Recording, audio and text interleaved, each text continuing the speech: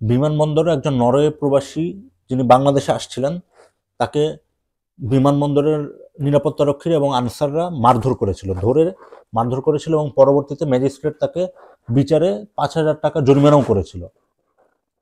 আচ্ছা, হ্যাঁ, এই ঘটনাটাকে আপনি কিভাবে দেখছেন? হ্যাঁ, ঘটনা সম্পর্কে আমি জেনেছি। এটা তো বহুল প্রচারিত একটা হ্যাঁ, যথেষ্ট আলোড়ন তৈরি করেছে। এটা হচ্ছে এই রাষ্ট্র যে কতখানি দুর্বৃত্তায়িত হয়েছে, এটা তার একটা বহিঃপ্রকাশ, তার প্রমাণ বলা যায়। না হলে এটা কেউ বিশ্বাস করবে যে ওই যে কেনাম যাত্রীকে মারা হয়েছে তাকে একা না, কিন্তু সে লোক একা ছিল না, তার সঙ্গে আরো 3-4 জন বা 4-5 জনকে মেরেছে। তাকে মেরে তার মাথা ফাটিয়েছে, মুখ ফাটিয়ে দিয়েছে, এরা কয়েকজন মিলে মেরেছে, ওখানে মানে বেশ কয়েকজন মিলে মেরেছে। এটা বিশ্বাস করার কোনো কারণ নাই যে সেই লোক আগে হামলা করেছে। হামলা করলেও তাকে মারার অধিকার দেয়নি কেউ, আইনে নাই।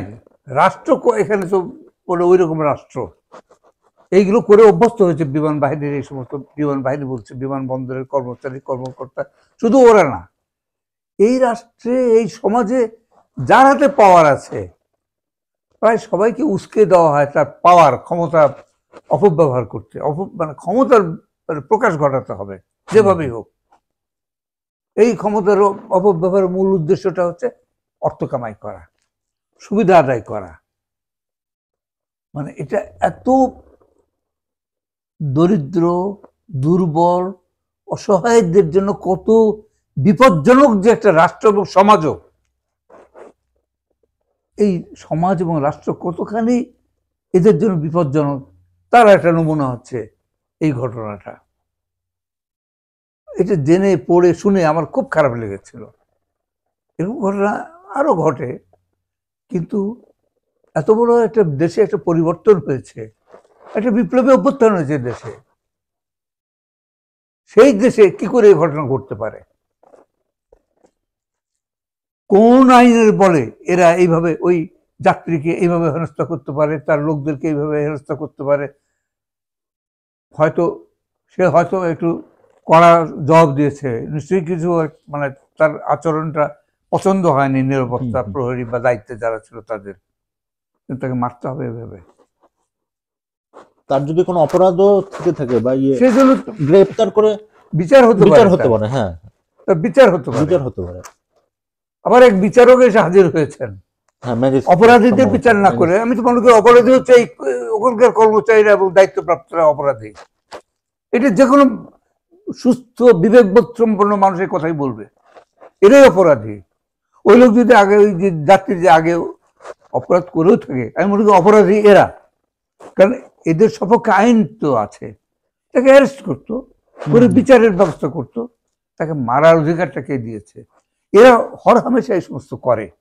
আর আমাদের দেশে এই ক্ষমতা যাদের হাতে থাকে, এই পুলিশ বলো, মানে আমি তো কি বলবো, এমন একটা সমাজ, এটা সব জায়গায় এই রোগ বিস্তার লাভ করেছে, সব জায়গাতে এই রোগ বিস্তার লাভ করেছে, ক্ষমতার অপব্যবহার। ক্ষমতাটা এমনই এখানে মানে ব্যবহার করার, মানে এমন আচরণ করতে মানুষকে শেখায় যেটা খুব দুঃখজনক। ক্ষমতা থাকলে মানুষকে ভয় দেখাতে হবে, ক্ষমতা থাকলে দাপট দেখাতে হবে, ক্ষমতা থাকলে যা খুশি তাই করতে হবে।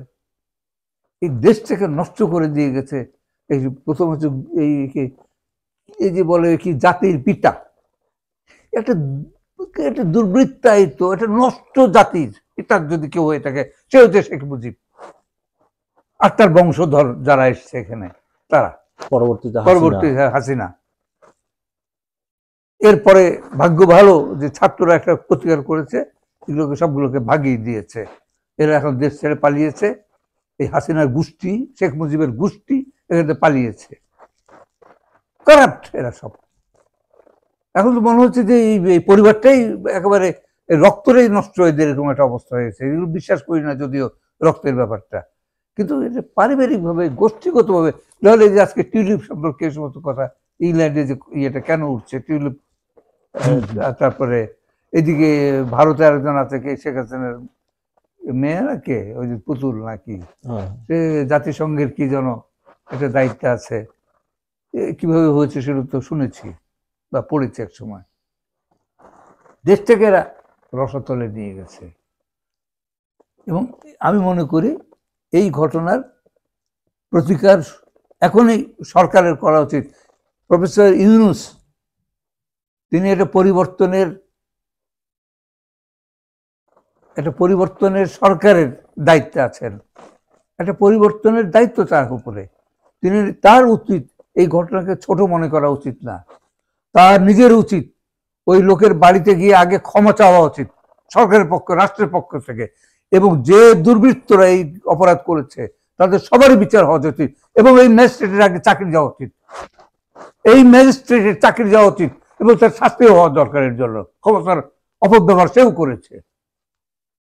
একটা যখন মানুষকে সে 5,000 টাকা জেল, 5,000 টাকা তার জরিমানা করেছে, আগে মারধর করেছে, মারধর করে আবার আবার তাকে জরিমানা দিতে হয়েছে। কাকে কি বোঝায় এরা? পাওয়ার খাটায় না, যার যেখানে পাওয়ার আছে। এই পাওয়ারের শিক্ষাগুলো এদেরকে দেওয়া দরকার। এটা এখনো মনে করি উপনিবেশের জায়গায় আমরা পড়ে আছি। উপনিবেশ যখন ছিল ব্রিটিশ আমলে, পাকিস্তান আমলে তার কন্টিনিউশন, এখনো আসলে 53 বছর তাই চলছে। শেখ মুজিব আর আওয়ামী লীগ এরকম একটা রাষ্ট্র গড়ে দিয়ে গেছে, যে রাষ্ট্রটা অধঃপতিত। পাকিস্তান আমলে এত খারাপ ছিল না, তার চেয়েও খারাপ বানিয়েছে এরা। মানে এরা ব্রিটিশ আমলের চেয়ে পাকিস্তান আমলের যেমন খারাপ হয়েছে, তার চেয়ে আরো বেশি খারাপ করেছে বাংলাদেশ করে।